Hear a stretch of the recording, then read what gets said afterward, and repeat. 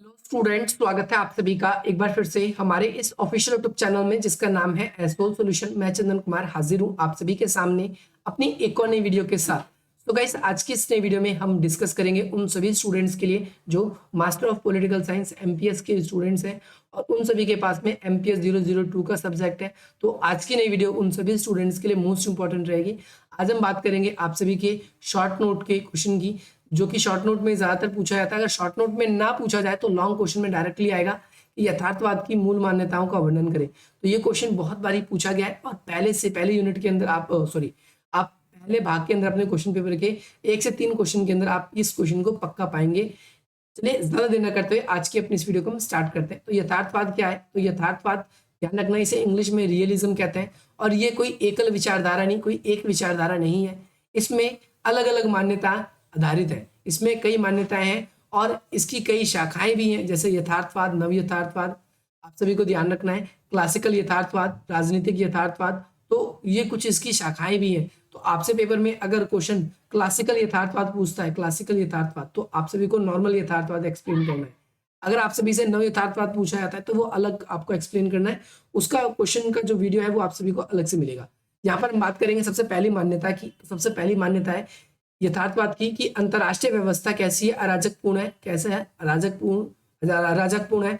और राज्य के ऊपर, अगर हम देखें, राज्यों के ऊपर जो है, राज्यों के संबंधों को नियंत्रण करने वाली कोई संस्था नहीं है।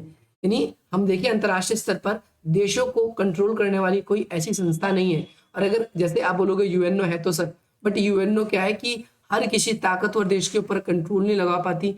हर बारी हम देखते हैं कि कई बारी ताकतवर देश अपने फायदे के लिए यूएनओ का यूज करते हैं।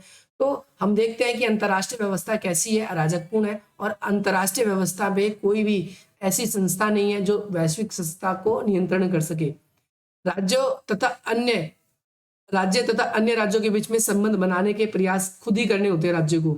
अब फॉर एग्जांपल आप सोचोगे कि कोई संस्था हमारे बीच में व्यापारिक संबंध बना दे, तो वो काम बहुत ही रेयरली होता है। अगर हो भी सकता है तो वो कुछ समय के लिए होगा। लेकिन आप सभी को किसी दूसरे देश से अपने संबंध अच्छे स्थापित करने, तो उसके लिए खुद प्रयास करने होंगे। राज्य ही मुख्य अभिकर्ता होता है। इसका मतलब यह है कि राज्य जो है देश के व्यापक रूप से नियंत्रण रखता है। देश के अंदर राज्य जो है वो खुद क्या करता है, हम देखते हैं राज्य जो है खुद ही सब पर नियंत्रण करने का प्रयास करता है। अपनी स्थिति को मजबूत बनाने के लिए राज्य को ही प्रयास करने होते हैं। इसके लिए किसी उच्च निरीक्षक शक्ति का उपदेश की जरूरत नहीं पड़ती। देश की जो भी सरकार होती है वो अपने राष्ट्रीय हित को भलीभांति समझती है और विश्व में सर्वोच्च सत्ता जैसी कोई चीज नहीं होती।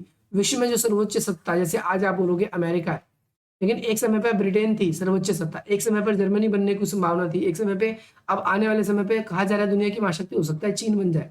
परंतु ये कैसे बनेगी, ये कब बनेगी? तो आप सभी को ध्यान रखना है कि विश्व में कभी भी कुछ परमानेंट नहीं है। कोई भी महाशक्ति कभी भी डिक्लाइन हो सकता है किसी का, और कोई भी नई महाशक्ति बन सकती है। ये फर्स्ट पॉइंट आपका क्लियर होना चाहिए। सेकंड पॉइंट के बारे में बात करेंगे, अंतरराष्ट्रीय व्यवस्था में एकल जो पात्र है प्रभुसत्ता संपन्न राज्य। दूसरा पॉइंट आप सभी को ध्यान रखना है कि जो अंतरराष्ट्रीय व्यवस्था में जो एकल पात्र प्रभुसत्ता संपन्न व्यवस्था है, और अंतरराष्ट्रीय जितनी भी संस्थाएं हैं या गैर सरकारी संस्थाएं, जिसे हम एमएनसीज या फिर एनजीओज बोलते हैं, एनजीओज है, जितनी भी ये गैर सरकारी संस्थाएं एमएनसीज हैं, ये सभी के सभी क्या करते हैं, जिन भी देशों में होते हैं ये उन देशों पर अपना प्रभाव पूरा बना के रखते हैं। सदस्य देशों से ये अपनी इच्छा अनुसार कार्य करवाते हैं। सदस्य देश अगर इनकी नीतियों का समर्थन नहीं करते तो ये उनके देश को छोड़ के जाने की बात करने लगते हैं। ये सेकंड पॉइंट आप सभी को ये वाला ध्यान रखना है।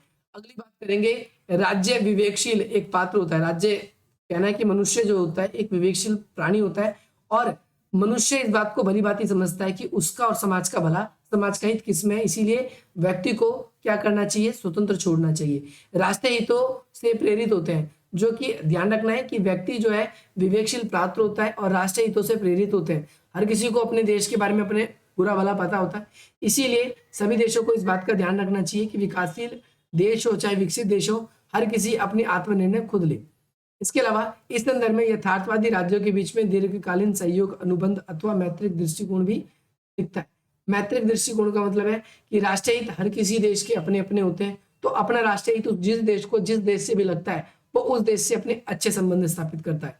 जिस देश को भी ऐसा लगता है कि सामने वाले व्यक्ति से या सामने वाले देश से हमें ज्यादा लाभ नहीं होगा या हमारे रास्ते के लिए वो ठीक नहीं है, तो हम ऐसे व्यक्ति से संबंध बनाने की तो दूर की बात है, हम ऐसे से बात भी नहीं करते या फिर हम बिल्कुल दूरी से बनाकर रखते।